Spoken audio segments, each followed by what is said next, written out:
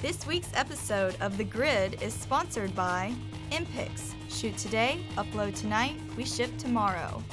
Manfrotto. Imagine more. On One Software, software that gets you back to shooting. Adorama, more than a camera store. And Tiffin, helping create the world's greatest images.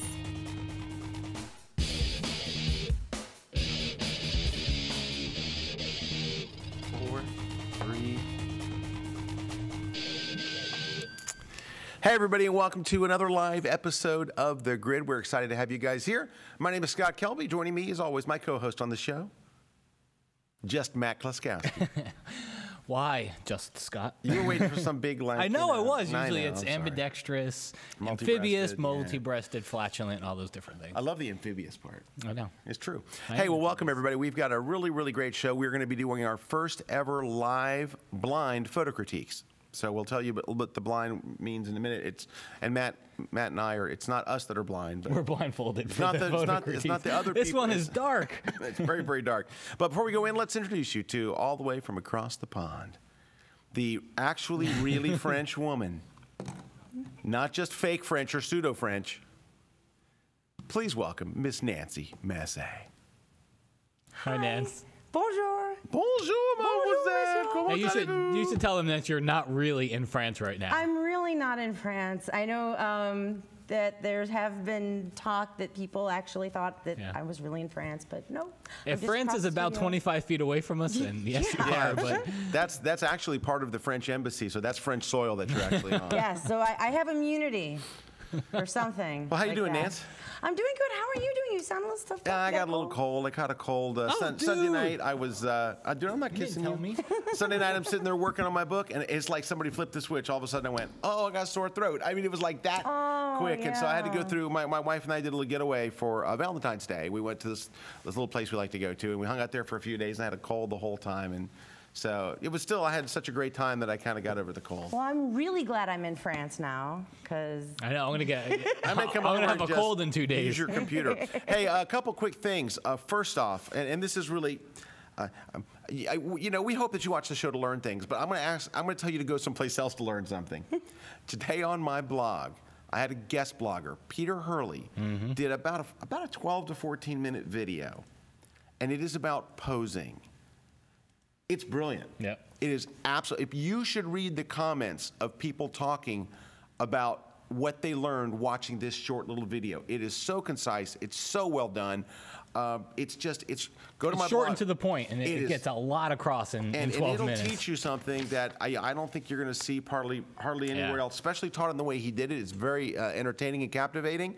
So go to my blog at scottkelby.com, or if you follow me on Google+, I've posted a link to it over there on G+. My Google+ is Scott G+, letter G, then plus.com. Hey, also... You got some tour dates coming up? I do, but before that, we have a special giveaway. Right before we went on the air, we were talking about it, and Brad called, and F-Stoppers is going to give away one of his DVDs during the show today. So we have giveaways? That's going to be one of our giveaways is Peter Hurley's DVD. It's really brilliant. I've watched it, yeah. I watched the first hour of it, and it was wonderful, but I haven't gotten through the rest yet because I've just been working on a book and stuff. But anyway, that's Peter Hurley. He's based in New York for this video, but he's in New York, Dallas, and Los Angeles, and he's a very good, very, very good headshot photographer, and he teaches a few things that just absolutely well worth watching. Hey, I'm coming up to Dallas on Monday. Dallas on Monday. No, is it Tuesday? We leave Monday. Tuesday, I'm in Dallas on the 21st. And Phoenix. Then my Light It, Shoot It, Retouch It is in Phoenix on the 22nd, so I hope you'll catch me next week. Then I'll be we're winding up the tour in Atlanta on March 9th. We're going to be in Tampa on March 13th, and we just announced this yesterday, or day before yesterday. I'm going to the UK. We're going to London, England, as they say in Austin Powers. Going to London, England, to the Islington Design Center on April 28th. I'm bringing my Light It, Shoot It, Retouch It tour over there. That's cool. And I want to also thank Glenn Dewis and Dave Clayton. They were instrumental in getting us over there and helping us out because they were a tremendous amount of help. So I'm gonna have to tag along on that one just to get over to those guys, because they always come over here. But so anyway, it'll be fun. Hopefully you can come if you want. It's a big plane. Plenty of coach Plenty seats of for room you. and coach for Hey, me. I want to tell you real quick about Photoshop World real quickly. Photoshop World, we have just a couple of days. Friday is the cutoff day. Not to go, but cutoff day to save $100. Yeah, basically, if you sign up by Friday, you save $100 right off of the admission cost right there. So that's kind of reason enough. But the other thing too is the hotels are kind of filling up. Yeah, the one hotel is sold out. There's still some rooms at the Hyatt. We have about $100 off a night at the Hyatt and $100 off at. Maybe it's the Westin. If you go to our Photoshop World website to the travel, you'll see there's still a couple of hotels left, but we're going to have record-breaking numbers for an East Coast show. So come and join us in Washington, D.C. It's March 24th, 5th, and 6th. Also, a bunch of people from Adobe are going to be there. Brian O'Neill Hughes, the Photoshop product manager, is teaching classes. Julianne Cost, Russell Brown, Terry White, and then the crew from Adobe will be at their booth. So there'll be a lot of Adobe people there to learn from, besides, a giant cast of the best instructors in the world. Go to photoshopworld.com, get all the info. Prizes real quick. We're going to give away a full conference pass to Photoshop World. We're giving away that DVD. We're also giving away a brand new hardcover book called Film Is Not Dead. Brand new book just came out. We just got our hands on it. We're going to be giving away one of these copies. So if you're into film, this book is for you. Hey, I just want to say 30 seconds. This week I wrote about the Nikon D800. And I wrote a blog post on my blog. And so if you're going to go to my blog for Peter Hurley's thing, scroll down a few days. And I wrote that, excuse me, I placed my order for the D800. And I'm getting the one without the alias filter. Excuse me, with the alias filter on. So what the deal is if the anti-alias filter is off, if you buy the 800E and the filter is off, theoretically you're supposed to get sharper images. Now, I don't know how much sharper. No one's really said, is it, So I have from an undisclosed source. An undisclosed source that has seen the two side by side. Right.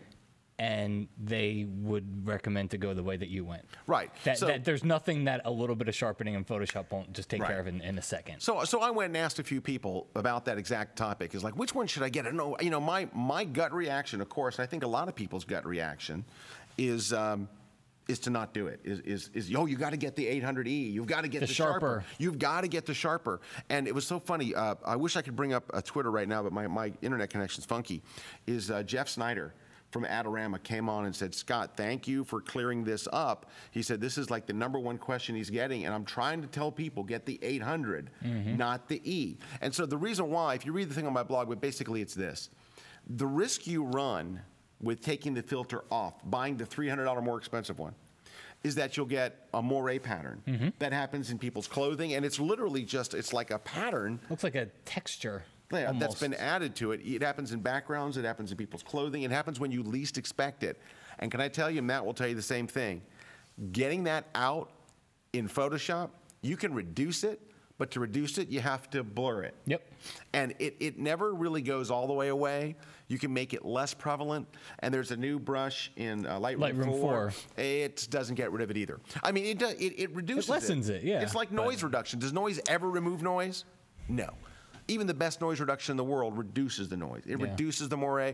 And the people I talked to that shot both cameras, and I talked to a number of people that did, said, because I shoot people, I shoot travel, I shoot sports, I shoot landscapes. They're like, you shoot too wide a range. Now, if I was just shooting maybe, like Moose Peterson bought the E, but Moose Peterson shoots two things where that extra sharpness would probably make a difference: airplanes and landscapes. And wildlife. So, different people, but that's why I went with it. Go read in my blog. I tell you a lot more details about it. But anyway, I want to talk about that. Okay, if there's anything else? No, we are coming up to our first live. Nancy's waving her arms frantically like there's a fire over on the set. Here.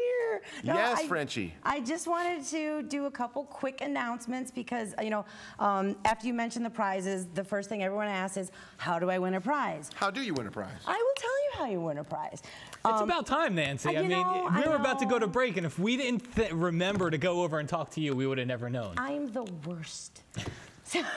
So anyway, all prizes take place at the end of the show. Once we get to the end, I will tell you exactly what to do, so never fear. Everyone who is watching live will get a chance to enter. And I also just want to say that if you are following the show and you are on Twitter, if you put in a tweet and you use the hashtag #TheGridLive, it'll pop up here, and it does not automatically go onto the live blog, because someone just asked me that. But you know, we will add it into the live blog, so that's another way that you guys can interact. And one more thing really quickly. I got to give a quick shout out. It's a shout out. It's a shout out.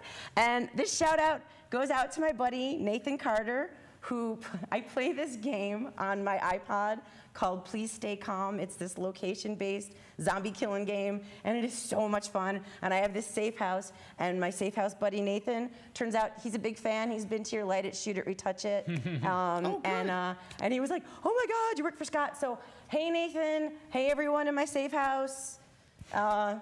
That's it. That's all I wanted to say. Hey, Nancy, I have a quick question. Is it true that you actually have the date on your calendar of the zombie uprising? As a matter of fact, didn't we discuss this? Yes, we did. Yeah. When is it? Yeah. Well, it came and went. I don't remember. It came and went? Well, see. Oh, you're one of those prognosticators that comes out and says. The great thing about zombie uprising is, though, and having a zombie contingency plan is, you can take out the word zombie uprising and insert the word hurricane, and it works great. So one or the other. I am totally ready for the zombie uprising or a hurricane. So if I put sandbags in my windows, zombies won't be able to get in? Well, you'd board up your windows and maybe put sandbags. Sandbags on the ground. Yeah, well, you know. I think it was I guess I wouldn't put sandbags in my windows. I think it was John Paul Campanegro today on Google Plus put up, I think it was John Paul, and this is a very un-John Paul thing to do, so that's what I'm saying. I think it's John Paul, because John Paul is very artistic and heady. So I could be wrong that this was John Paul, but he put up funny Valentine's cards. That doesn't really sound like JP. That doesn't sound like but JP. I think it was him. And the first one I loved. It said, "I love you" in big letters, and then under it said, "Like zombies love brains." Oh, that's awesome. That's good. That is Does that awesome. sound like John Paul? That doesn't sound like John Paul. JP. Not at all. I could listen to John Paul talk about anything. He's very thoughtful. He is very, very thoughtful. Yeah. And he's got that kind of voice that, you know, girls got to love him. Very thoughtful okay, voice. we are back. Back with you live. We're going to take a short break. When we come back, we're going to do our first live blind photo critiques. We've had people submitting photos for a couple of days now, and we've got plenty to go through. So And zombies. Don't forget zombies are here when we get back to. There you go. What he said, zombies.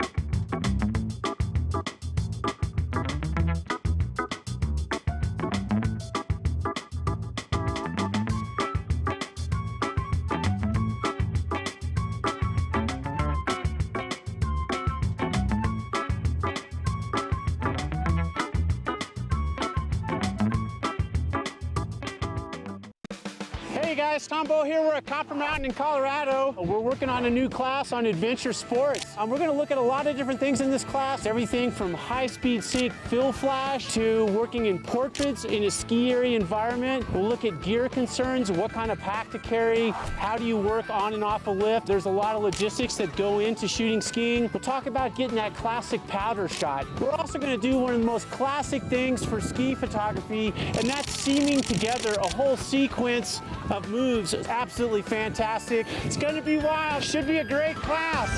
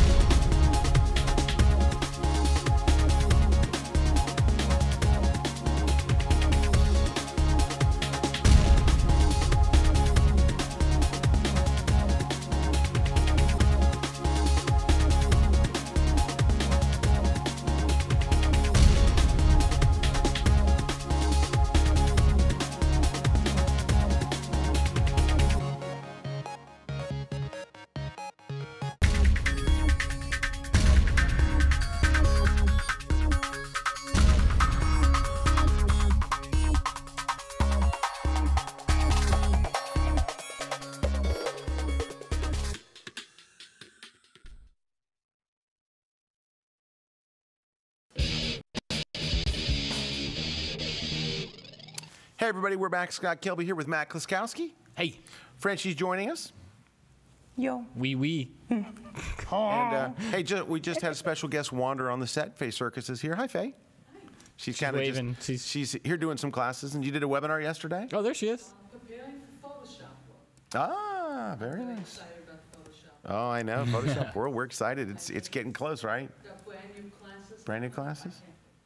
If you've ever seen Faye, she's sick. She's amazing, and makes What me she does very with a angry. brush and What she does with a brush is just, it's not fair. Okay, hey, so we want to talk about real quickly. We have so many to go through that I don't want to spend a lot of time talking about it. I just want to tell you a couple of things. First, what is a blind critique? We do these in the classes. We teach workshops out there.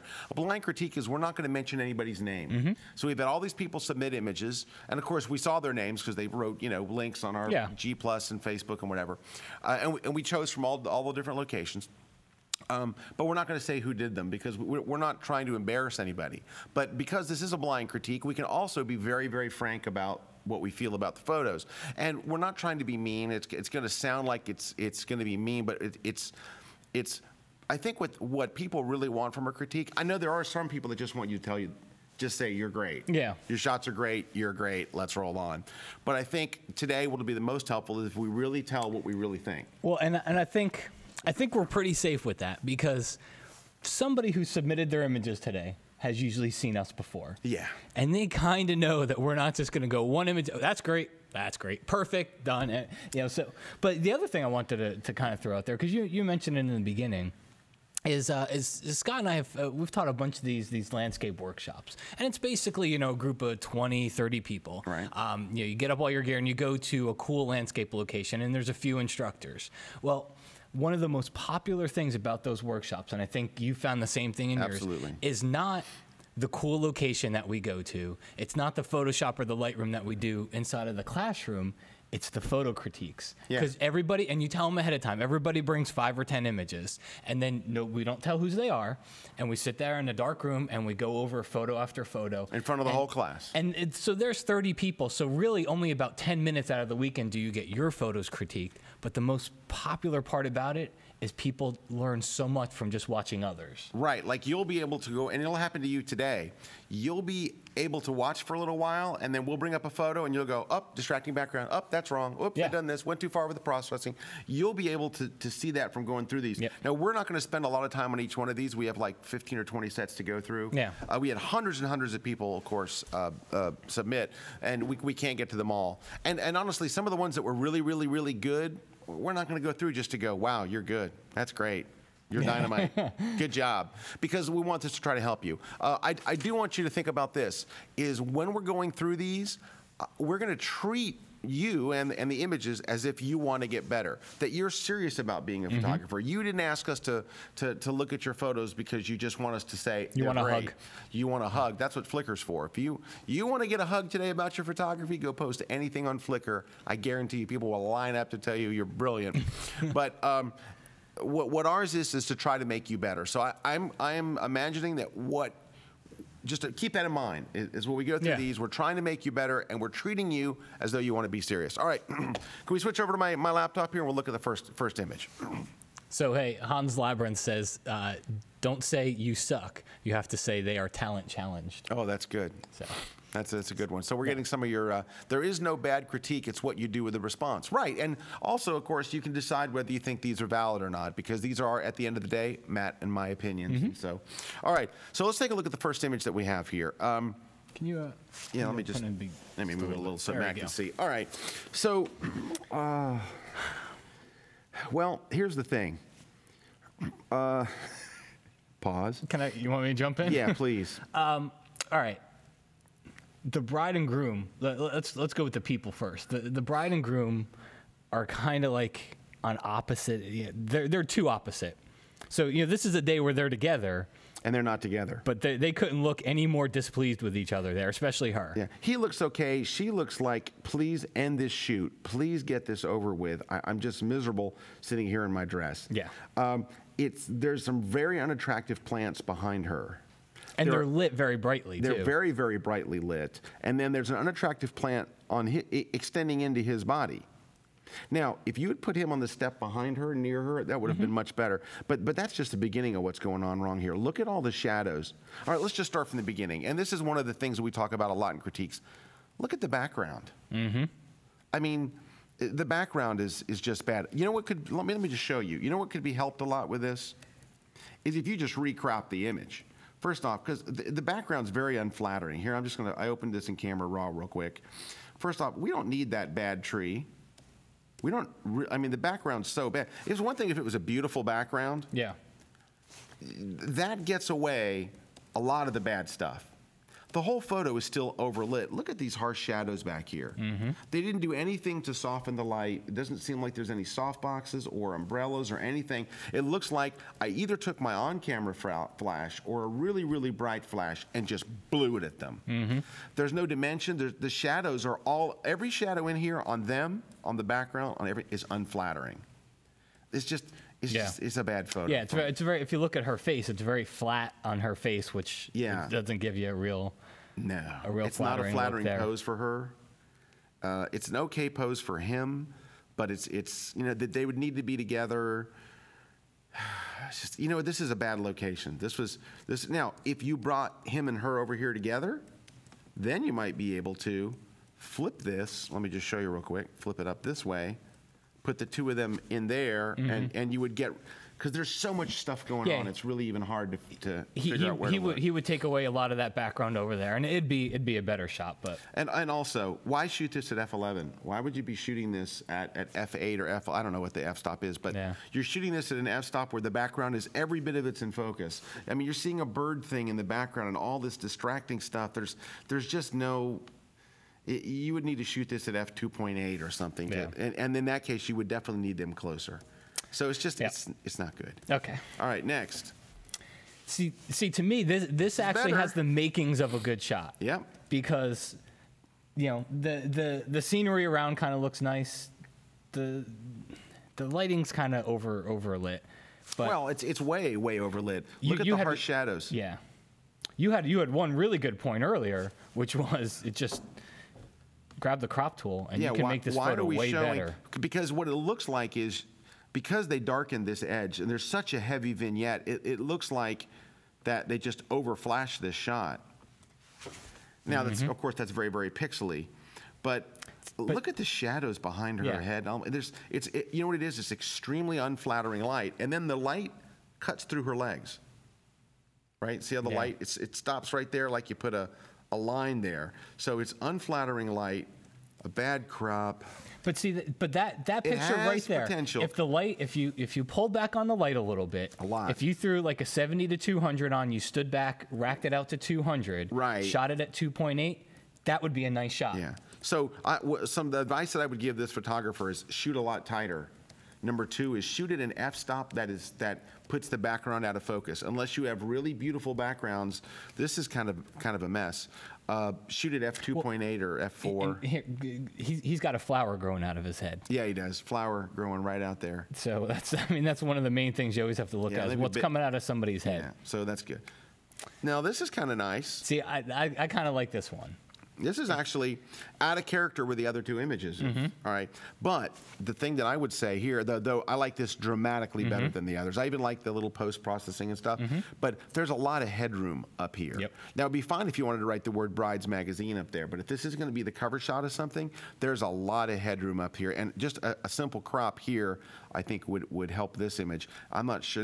Now, I don't know if they originally cropped it. But you might not be able to crop very much, unfortunately.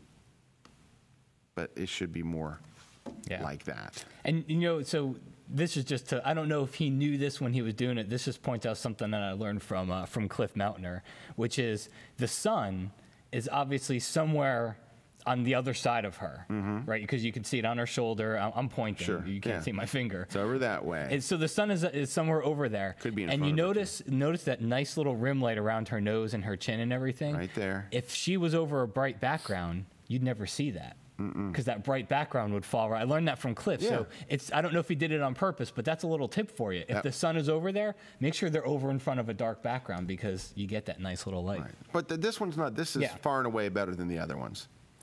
And then it takes a turn for the worse. All right, so I think we have the same issue we had with a couple of the others, the lighting. Yeah, the lighting is very, look at that. I mean, these are this is, so the basis of beautiful light is making it beautiful. This is harsh, nasty light. This photographer needs to invest in two things: a lens that will shoot at an aperture like 2.8, and they definitely need something to soften the flash. Yep. It's just very, very harsh lighting, and it's not flattering for her. The shot of her arm isn't flattering. Even the angle that he's shooting at, it just not a very flattering. And so the post. And I would say the post processing doesn't fit the subject. Yeah, because look at her face. It looks kind of bruised up and stuff. It's got that gritty type of post processing. It's good for this. It's great for The Rock. And if it were a football player, it might be really good, but it doesn't work for a bride or a woman. You know what else too? When I shoot a bridal gown like this, see all these creases and stuff? All that has to come out. You got to get rid of all these folds and creases in there. And I don't know if this actually is a bridal gown, but whatever gown this is, it needs the healing brush. You need to clean that up in a big way. Yeah. Okay, first, the horses are both in uncomfortable positions. If you look at these horses, neither one of them is smelling. Okay, it's just, I don't know what to say here. Yeah. The horses are happy. But the gown is very unflattering to the subject, and she's squinting out in the sun. She doesn't look very happy. Now, I don't know if that's the style, like if he was going for that high fashion-y kind of style where sometimes the person doesn't always look happy. I can't get past the horses. But if this was just a bride's wedding photo that you'd want to put into her album, I'm not sure she wants a picture of her frowning. Yeah, it's frowning, and the light is not very flattering. It's just, okay. So anyway, a couple of things that they need to do to get past that. Let's move on to another one here. All right, let's start over here. All right. Okay, we'll move on. You know what it is? Number one, it's you're shooting somebody else's art. That's always weird. That's always weird. You're not creating your art, you're shooting somebody else's art. Number two is, it's a very, very busy photo. There's nothing to concentrate on. It's not well exposed. Yeah, it's just you don't know where to look first. This one, I have to pee right now. You know what it is? That's lovely. No one gets excited by a shot of a fire hydrant. No one goes, except for a dog. Yeah, hence the comment. Yeah, and no one's going to go, wow, how did you do that? That's amazing. It's just a very, very close-up shot of a fire hydrant. This is kind of an editorial shot, but I mean, it's really not, he's not looking at the camera. He's not making a statement. Basically, you're just showing something. You're trying to get the message across. You're trying to get, and so it's some text. And by the way, if there's text in the photo, that's what people read before they look at anything else. So I don't know. It just doesn't do much. So this one brings up something I think we see a lot, which is people. You get out there, and you take photos of kind of uninspiring things. Yeah. You know what I mean? It's like it's not an inspiring bridge. And I see the same thing with trees. Yeah. Because at some point somewhere maybe you saw somebody who went to the redwood forest and in a workshop and they took these beautiful photos of trees. Amazing tree photos. And so people for some reason are drawn to go out and take pictures of trees. And bridges. Bridges get shot a lot. And bridges, but they go to their local park or in this case, you know, wherever this happens to be, and if you don't have that inspiring bridge, it's kind of hard to pull the shot off. This just looks like any bridge anywhere, but there's a bunch of other things going on here. Number one is, unless you're doing this, and obviously the treatment, the kind of the HDR's treatment here doesn't say this is for photojournalism. Why is there a power pole in the background? Why would you leave that there? And why is this dock here where you're renting little boats that go in the water? What's in the bottom right? There's stuff up here. What is this? Was your finger over part of the lens? But here's what it is, and Joe McNally says this. He says when people don't take interesting photos, he said an editor once told him, Joe, if you want to shoot more interesting photos, stand in front of more interesting things. I think you're going to see a lot of photos today that look like where the subject is very uninteresting. Yeah, It's taken like- at the right time of day, maybe. This was sunrise or sunset. Yeah, but it's not even if you cropped all that junk away at the end of the day, it's a boring photo. And can I point out one tiny little thing here? So I used to co-teach a lot of landscape workshops with Neil and Susan Silverman, and they taught me this thing because when we do our photo critiques, their thing was border patrol. Okay, they call it border patrol. So you've got to go around the edge of your photo, and you've got to look for things that stick out and kind of protrude into the photo. That's one of them right there. Yep. That's something that you've either got to crop out or you go in and clone out. You'll see little branches that stick in. You'll see a little white spot, like if you're in the trees, and you'll see a little bright Draws your eye highlight spot away. or something like that, and they draw your eye away. So you look around the border, and you got to get rid of that stuff. Same thing as the other one. Yeah, look at power lines. Look at all this. Why wouldn't we take? Excuse me. Why wouldn't we take this stuff out? Excuse me, pardon me. Or this stuff, or this stuff, or this stuff. Or I mean, it's just. Yeah. And again, at the end of the day, even if you removed every bit of that, there's some freaking train tracks. Who cares? Yep. It's not like, oh, did you see those train tracks? Because every once in a while you'll see a train. But boy, photographers are drawn to train tracks. Kids are drawn to candy. It's Yeah. All right, let's move on. All right. I don't even It's know where just- to look. Yeah, that's just the first one is a little bit better. But look at the But grass. It's yeah, not I mean, pretty.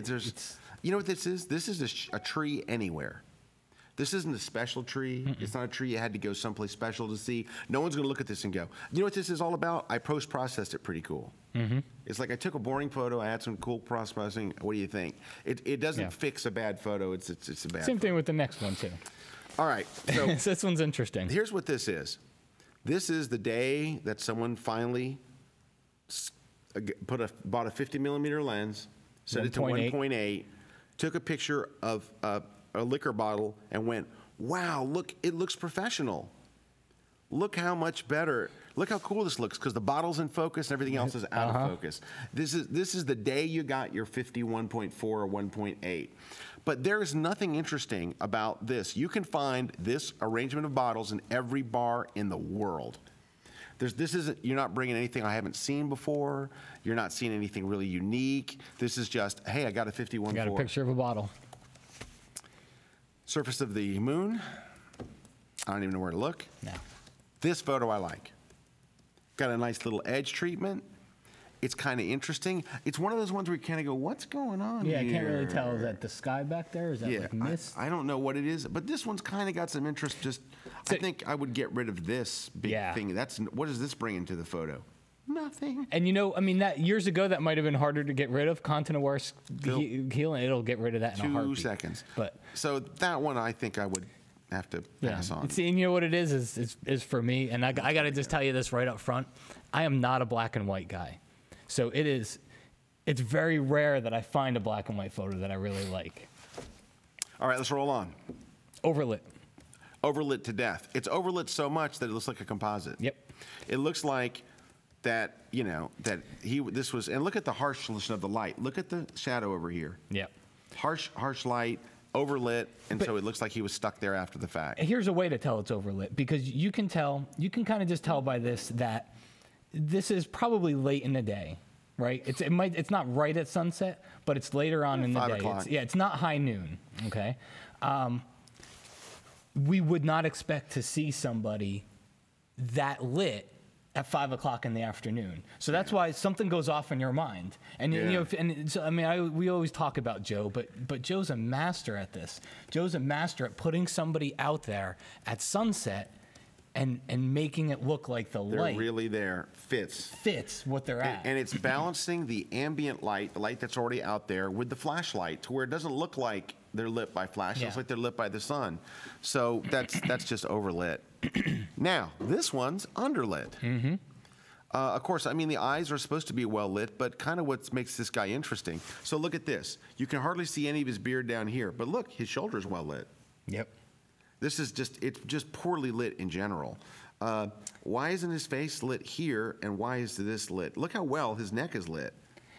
And he needs this is a perfect circumstance where you need a hair light. Yeah, you it's need just- some type of accent light it's up just there because black. his head just disappears. I don't know what's going on here, but I kind of like it.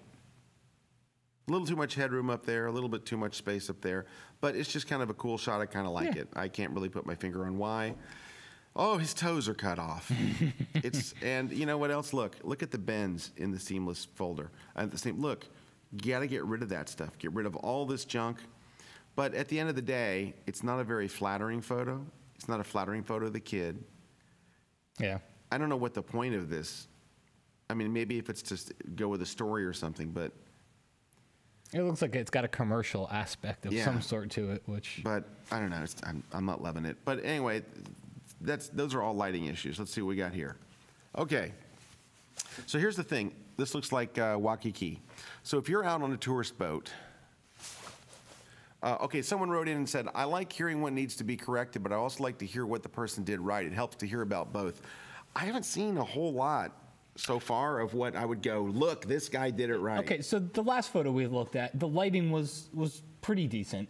I don't know. I thought the accent lights were a little bit harsh. I would have pulled back on those. That's the thing. But then there again, you're saying the same thing. Oh, there was one more shot. There was one more shot. So this one we like more. This one we like the composition of it. I like the guy's look. His feet are cut off again, and it's overlit.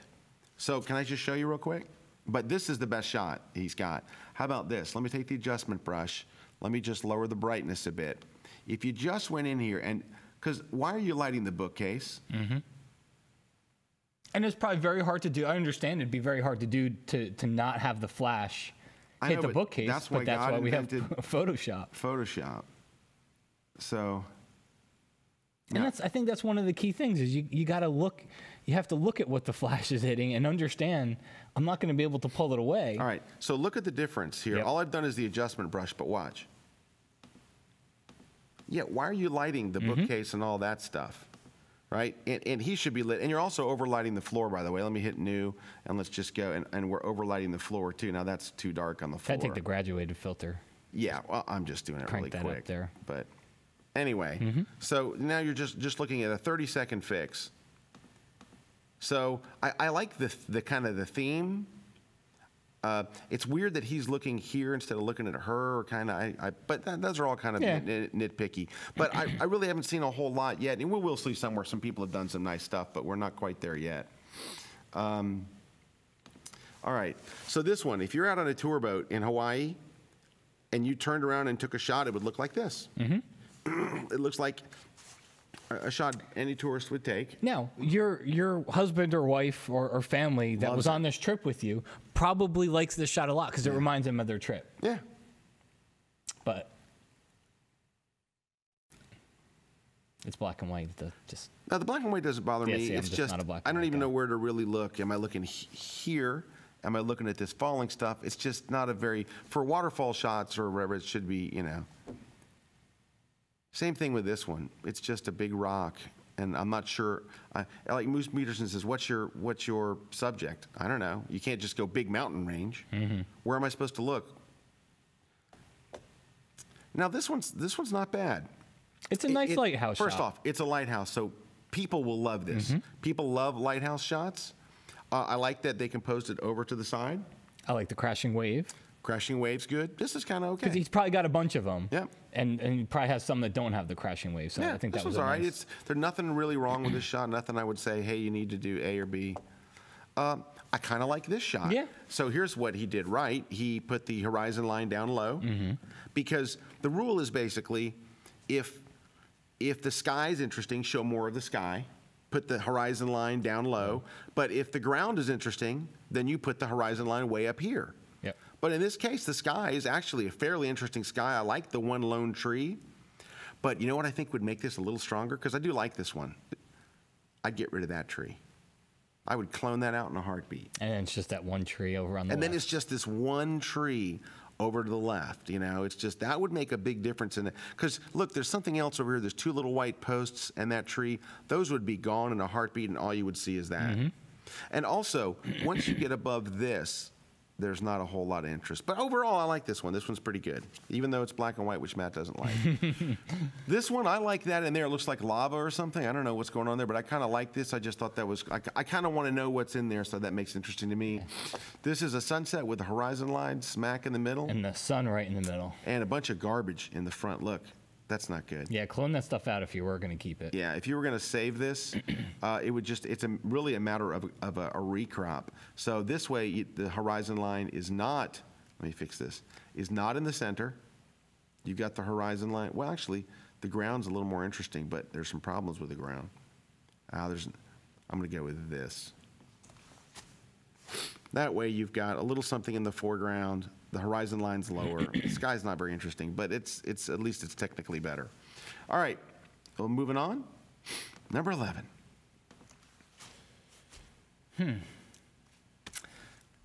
Some patterns, but So there's a theme to most. If you go, let's just go through. Keep going. that's kind of interesting. So the theme is here is these are taken in a place to me, and Scott and I talked about this before the show because we kind of just glanced through it. That a place that make very cool backgrounds for composites. These would be great background. That's a great background. That's a great background. That's a great background. That's a bit. I don't know what that is. But That's a great background. yeah, but they're just. It needs people. And I guess it depends. Part of it depends on him. Like what is he looking for? He or she, is this something that you want to put on your wall and you want people to walk into your house and be like, oh wow, that's great. Where'd you take that? That's not going to be that photo. That's just an old building. Yeah, you might have had a feeling when you're walking through this building and be like, oh, the grunginess and the. But it needs that other thing to would make a great background if you put somebody there and lit it really well. Yep. Nance, everything good over there? Oh yeah, no, I'm just following along. There's a lot of great comments, and it says, keep going. All right. What's the general like? You know what? Everyone. I mean, there's a lot of people are chiming in, and Is anybody saying we're being mean? no. Yeah. I mean, well, I think maybe I've picked out a couple photo owners, but no. That's a great shot. I got it all wrong. Actually, a lot of people are saying you guys really need to do this more often. Everyone's learning a lot. You know what's cool about this? Because I don't know what you've done in your photo critiques, but one of the things that anytime I've been in these photo critiques, the person who owns the photos is not allowed to say a word. Okay? Yeah, you can't defend it. You can't defend it. And so if I sit there and I say, I love this photo, I wish, or what Scott just did, I wish you had cropped it this way, and the only way you could have cropped it would have been to step off of a cliff and die, you can't say it. Okay, you can't. You just have to sit there and be quiet photo has to speak and just for take itself, it. You know, right. and you'll know. Okay, well I couldn't do that, so if I could, I would. All right, praying mantis shot. Kind of good, except for there's an ashtray on the table. What this would have been good is that if you could have got more depth of field, if you could have really zoomed in on the praying mantis, made the rest out of focus, I wouldn't care that there's harsh shadows, bad light, and an ashtray in the background. This is just a snapshot. I call that tractor on sunny day. Yeah, this is just, I walked by, I picked up my point and shoot, I aimed at the tractor and clicked OK. They're not beautiful tractors. It's not beautiful light. They're not doing anything interesting. It's not a beautiful background. It's not a great time of day. Now, this is kind of nice. Cropped, I think this could be great. So there's a bee on a flower. Why do I care about this stick, this other flower out of focus? Yep. That's a much, much more interesting photo. Now, of course, it's blown up quite a bit, so. But you got to imagine we're working with low-res photos. yeah, on we're here, just, so these are ones coming off of G+ and stuff. But those are kind of, that would have to go. All right.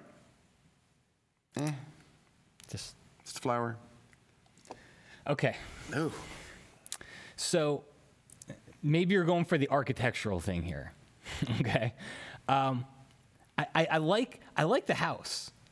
I like house. it. It's a beautiful house. I think the time of day is off because look, here's a sun way up here. So you didn't photograph the house in great light. But here's the thing: you went with HDR, which is totally fine. I like HDR too. You like HDR. Yeah. But the processing it's not it's not horrible down here, but up here, you got black clouds. Yeah, black clouds. And black clouds are kind of like the dead giveaway for bad HDR. Yeah, that and glows. Yeah, that's what's given HDR kind of its bad name over the years. Yep. Is when you see something like this, which is just people look at it and it's fried. The clouds would never ever look like that. No. So hey, also compositionally, you have a big dead tree. Right in the middle of everything. Yeah, I think there would be a better place to photograph this from. And if this is an architectural shot, it's not about the sky. It's about the house. You got to get in on that house. So I agree with everything that Matt said. a lot of these are cropping. A lot Yeah, of these a are lot of these getting are- tighter, and you'll have a better photo. Except this one. Except for this one. People shooting guns at night. Okay. Are there people? I couldn't even see that. Yeah, I think there's somebody there. Okay, next. This is just a lamp. It's a shadow of a This lamp. is not particularly exciting. It's a lamp. Faye wants to say something. Faye sees a painting in every single one. Faye sees a painting in everything, but it's different if you paint it. I would be impressed if you painted this.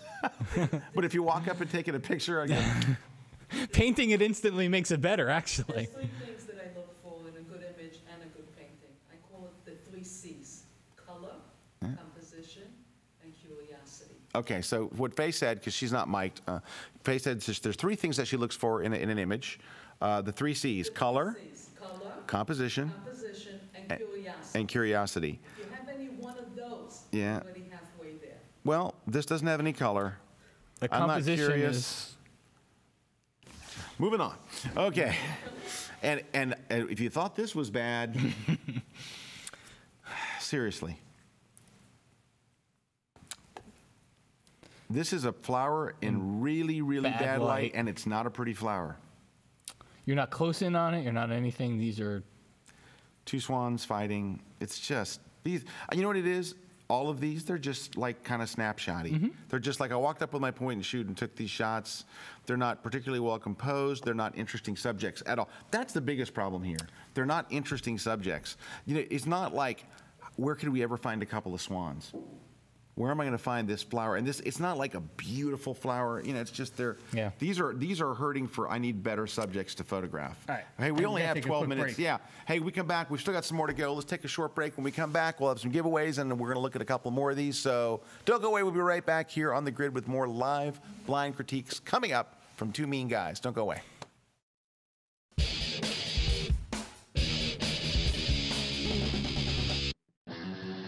Hi, I'm Bill Frakes. I'm a Sports Illustrated staff photographer.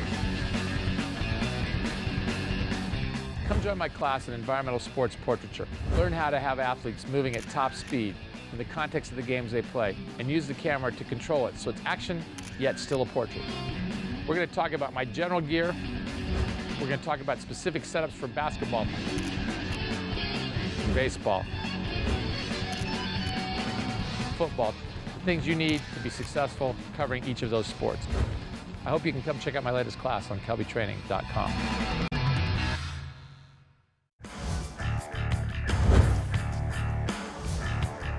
My name's Tim Wallace. I work as a commercial photographer. I'm based in the UK. Cars fascinate me. They're almost like people. They're like characters. They have a personality. Photography is about creating one single image that gets that message across. It doesn't matter what the shoot is. The finished image is in my head before I even start. Just look at the whole aspect of just light and creating a mood and creating something different. I like people to look at it and be inspired. It's up to me to create an image that makes the hairs on the back of your neck stand up and think, I want to be that person next to that car. My name's Tim Wallace. Come and check out my courses on inspired light and automotive photography at kelbytraining.com.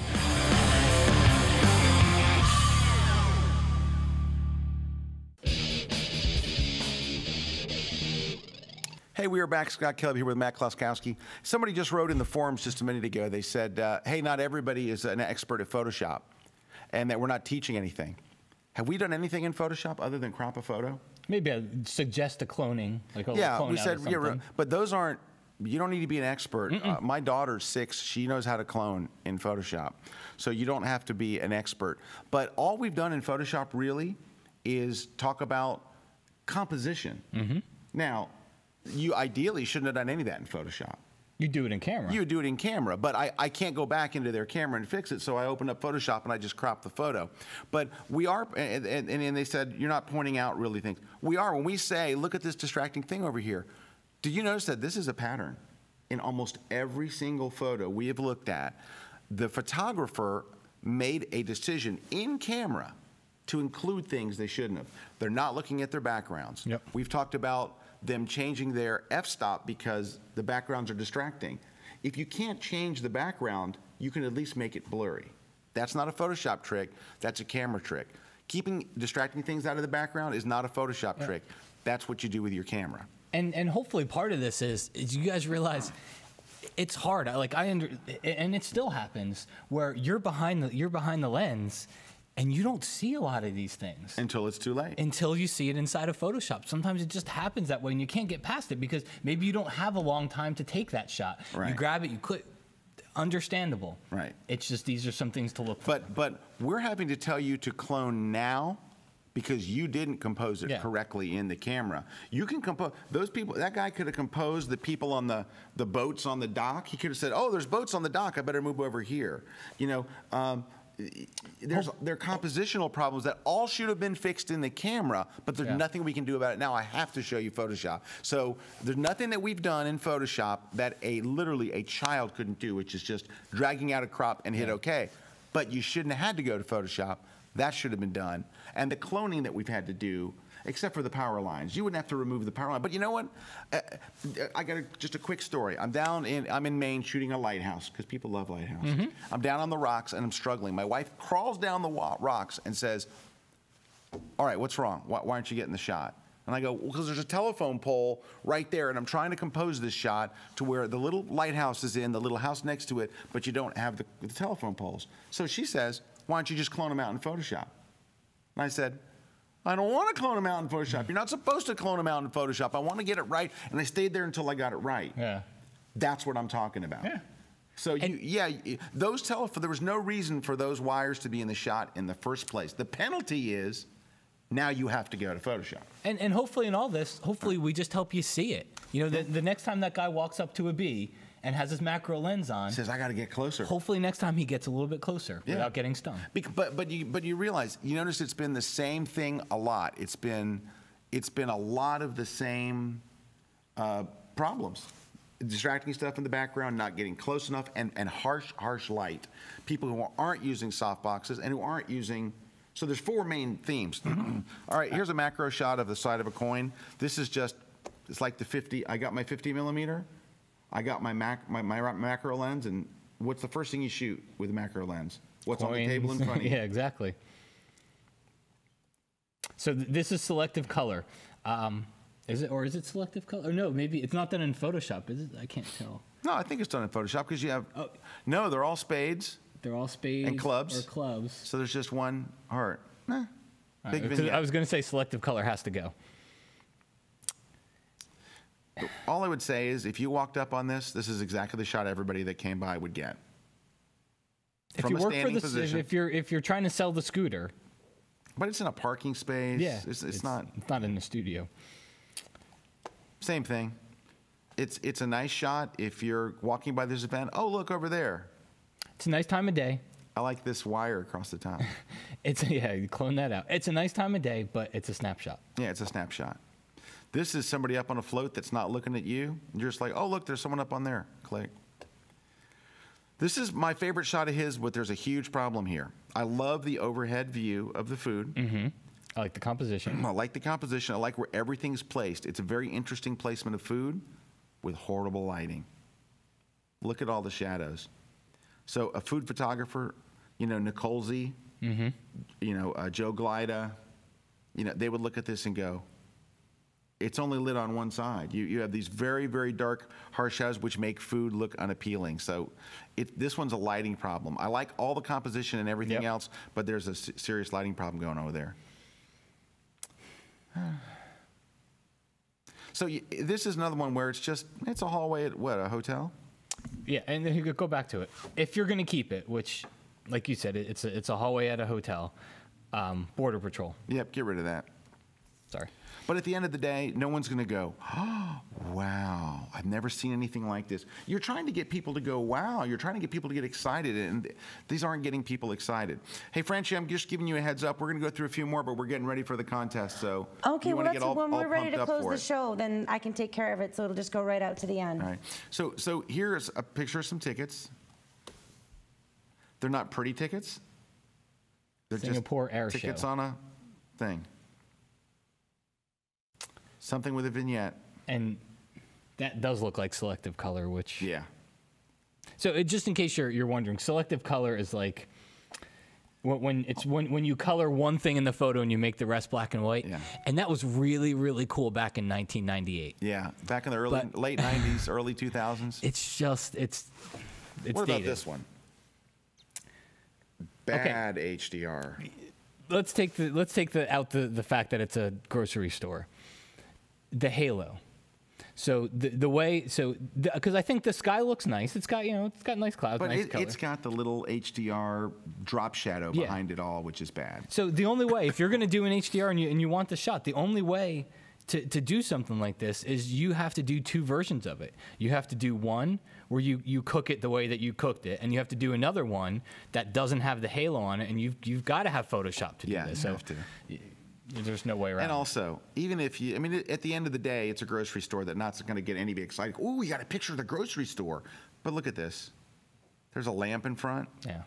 Okay. All right. And hey, we're giving you the straight shot. It's a good grungy. It's got a lot good grunge appeal to it. But yeah, he's got to do a double processing on that. You got to work on that glow. Where can they can? You have anything on that? No. RC's HDR book. All right. Good. Very good. Nice lighting. Interesting. Nice lighting. Interesting. Soft lighting. Directional lighting. Dramatic lighting. Contours in the face. Very nice subject. Good. Good depth of field. I like this one. I like that one. Good. I like the flare. Good. A different kind of lighting, but good. It works on her. Because of great. Look at the sharpness, look at the detail in his. Very good. Interesting, I like it. Shot with like a wide angle lens, there's a little bit of distortion, but I like it. Yeah. This one's, It's a model standing on train tracks. On train tracks. Why the train tracks? Okay. It's okay. I like it. I don't like the ground being bright back there. Yeah, you can just darken those, but other than that, Can we go I back like to the it. baseball player? So I'd say almost the same thing on the baseball player. Look how bright his pants are. Yeah. You know what I mean? It's almost like needs a little toning and stuff. That's not bad. That's cool. That's all right. I like it. I like the lighting on her. It's a little bright. I think I might back off the light. And the other thing is, since you put the background out of focus, why wouldn't we darken that? So if we go to Photoshop and just paint in a darker background, not spot removal, you don't have to use the tool I'm using. You can use any tool you like, but there's no reason. Your eye is drawn to the brightest thing in the photo. The books behind her should not be as bright as her, no way. Also, I would do one other thing. All right, let's just darken this whole area here. All right, so look at the difference just that made. Right? So, and one way you could get her further away from those books. Right? Yeah, that would have helped. That would blur them a lot The second thing would be to do this is to make a big, you'd use a graduated filter, but there's no reason that all should be as dark as bright. That looks terrible. But you know what I mean? Yeah. It should not be as bright as her face. So look at how we relit the image. It really needs to be, the focus needs to be on her face, the brightest part needs to be there, blah, blah, blah. I like all these. This guy's good though. All of his stuff, this is our best guy of the day, far and away. All right, really, I mean, very nice, interesting stuff. He turned in too many shots, but very good. Let me see if we can get 2 or 3 more. It's 5 o'clock, so we only have a little bit left. All right. See, that's a shot that looks like I used flash. Yep, look at all the flash on the ground. Look at that brighting. This is all bright here. all of this is brighter than her face. And when you have a bad shadow here on her face. So I don't know why there's so much headroom here. This shot, it's not bad. It's not a bad shot at all, but this shot the cropping should be down here. It should be like this. All that headroom up there is, what's that for? Okay, so same thing with the headroom. There's an annoying thing back there, unless you find that an attractive thing, but this is just another case. And I like that shot. I would like to see it tighter. Yeah, tighter. Again, you should have done this in the camera. Shouldn't have to do it later. So this is if you want to keep the red thing, and that's if you don't want to keep the red thing. But I mean, the light looks nice on it. I love the sun behind her. Much stronger shot all the way around. And I probably would darken everything else a little bit so she's a little bit better lit. But that's still a nice shot. That's kind of nice. Kind of an artistic kind of shot. That's kind of pretty. Pretty flower. That's pretty, very pretty, actually. You know what it is? Can I tell you something? Beautiful subjects. You know exactly what to look at? You know exactly what to look at. It's nicely lit. And the subjects are good. Some of the flowers we saw earlier were ugly. What's wrong with this one? This is ugly. What's right with this one is pretty. Pretty. Ugly. Yeah, and it makes for an ugly shot. You got a couple. You got one that's wilted over here, coming dying off to the over here. You got side. a leaf sticking out down here. And then the one that's there doesn't look very good. These aren't bloomed, and that's missing parts and everything. But this is a beautiful subject, and it makes a difference. That's just clouds. Those are pretty clouds. That's actually very pretty for a cloud shot, and this is so dark, I just see a gun. I kind of see, and I like where he was going with it. Yeah. So all right, we're run over 2 minutes. Let's see. We already went through this guy. Just a couple left. There's that rule about shooting homeless people, and you're not supposed to shoot street vendors. Yeah. So it's just post-processing. I mean. Yeah, but again, there's all this tree up here and all that stuff, you know. So. Anybody walking by with a point and shoot that day would have had White that. vignette, bad. Central Park, bad. And look at this. Central Park with dead trees, bad. Yeah, dead trees, junk in the foreground, bad vignette. This is nice. Yeah. I like this. It's kind of pretty. I like this shadowy thing. I mean, nothing to kill her, but this would make a good black and white or a duotone. But you see this shiny reflection right there? That's got to go, right? Because that's out of character with the rest of this smoky, foggy thing, and then all of a sudden the sun's over here. Can we pop it in? Yeah, you want? I was just going to say, I mean, because you said that would make a good duotone. You come over here, convert to grayscale, and then go over to your split toning. Just go to the Never shadows. use the highlights, just go straight to the shadows, kind of Go to like 41. Go to 41. Yeah, right about. All right. I can't, I'm not in front of it, so it's No, that's better. And then I would recrop this so you don't see the sun over there. Let's just... and that'll even kind of get your rule of thirds going a little bit better if you pull the top right one down.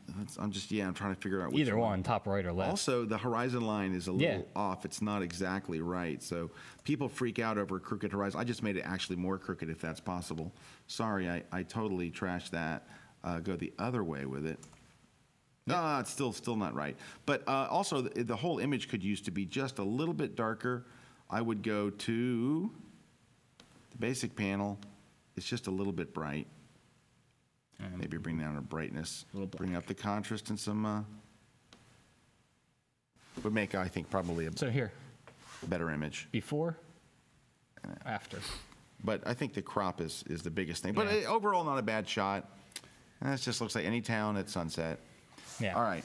All right, we're going to... Nancy, I'm going to do one more when you get back. Go ahead and do your thing because we got to roll. Okay, well, because this, all right, so here's what we do now. The prizes that we are giving away today are the Peter Hurley DVD, the Film Is Not Dead book, and a full Photoshop World Pass. So now, what you guys do is you put your name, your email, and the prize that you want to win. Type it into the comment box, hit submit, and then afterwards we're going to go through and we're going to pick prize winners. So this also means that probably not going to publish any more comments for the show because there's going to be a lot of emails coming in. And that's it. So name, email, prize you want to win. Cool. All right. Thanks, Nick. Last two. Here we go. This one's, it's a selective color thing. I like the perspective. Yeah. It's a different perspective on a very commonly photographed area. All right, this I is love White Castle. I love White Castle. I love White Castle. I do. I miss them. I don't love this shot. It's at the end of the day, White Castle by itself is not a particularly interesting subject. It's, you know, it's not the Eiffel Tower. It's White Castle. This is what gives HDR and Topaz Adjust and a bad name. It gives stuff a bad name. This, now look at this. I love the building. I love the treatment on the building. Composition. I like the composition. The sky is horrible. The sky You could fix this. You know what? You could even just put the original sky back in, and it would be fine. Yep. This is a pretty hotel. Can you go back a second? He or she is doing cool things. You've got the long exposure thing. They're probably, look at the little stars in the lake. They're probably using a high aperture, which makes night shots look better. It's just, you got to find a different subject. And I don't know that anybody really knows. Yeah, get rid of that quarter moon. Yeah. That's okay. That's okay. I kind of like that. That's interesting. I like the composition. You were right. Look at the star brights on the lights. So F22 or higher. F16, F22. It's something like that. All right. So, and we have one last one. We have 1.5. All right. So we have little glows around all the trees, the over-the-top HDR. I think when you think of over-the-top HDR, look at it has a black glow around the fountain and a black glow around everything. All kinds of glows. I don't hate this. I think it's just that little bit extra, you know what I mean? It's like you turned your amp to 15 where it's everything's too loud. And you need... The compositions, though, of all these is okay. You need to... Can you go back real quick? You need... to the one... This one. You need some dodging and burning here. You know, because some of the default image, the details come out really cool here, but down here, just kind of bright. You know, like a graduated filter or just a brush just to kind of darken that up a little bit. Yeah, to darken that and make the star of the show what it really is. The star of the show should not be the brick floor, right? It's the buildings. That's what you're shooting. And I would also try to position myself to where I don't see these chairs. Yep. And you don't see that ugly looking tree right there. This, a few feet to the left, would have made a big difference. But there's mostly, it's just a little bit over the top. But it's not... These are not bad. I think you could, if you pull back a little bit and add some of the original. Red sky is weird.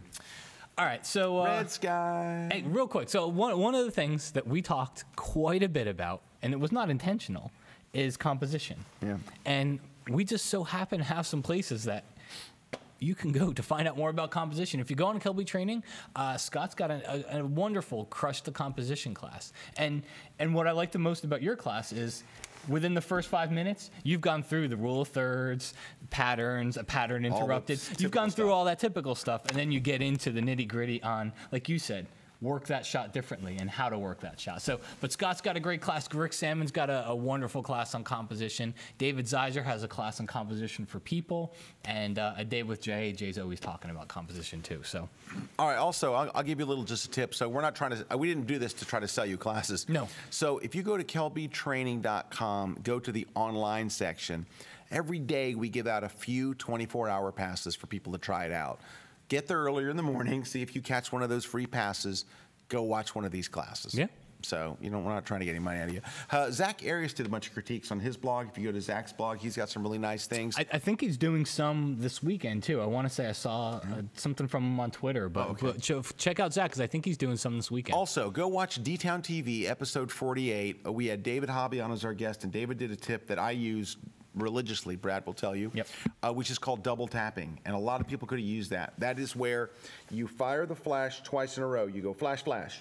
The only you shoot so quickly, the flash only fires the first time. Yeah. The second time, it just takes the ambient light shot. What that allows you to do is put them together in Photoshop. And you know how I was showing the girl with the bike and her ground was all lit? You just paint back in the ground without any light on it all. It looks just right. So go watch episode 48 of D-Town TV with a great double tap trick from David Hobby. Well, thanks, everybody. We hope that that you learned something. We hope that you took it in the manner it's like. I mean, we're kind of being straight about these, so it's. And I know that some of the people that submitted them is probably not really thrilled. But no, I hope it did help. And thank you guys very much for watching. Thanks to our sponsor, MPix. Go to mpix.com. They are an online photo lab. If you upload your photo by 11 a.m., They will have it to you the next day. They print up to 30 by 40, which is giant. So Very cool stuff. All right, thanks very much, guys. Take care, everybody. See you. Stay ways on. This week's episode of The Grid is sponsored by Impix. Shoot today, upload tonight, we ship tomorrow. Manfrotto. Imagine more. On One Software, software that gets you back to shooting. Adorama, more than a camera store. And Tiffin, helping create the world's greatest images.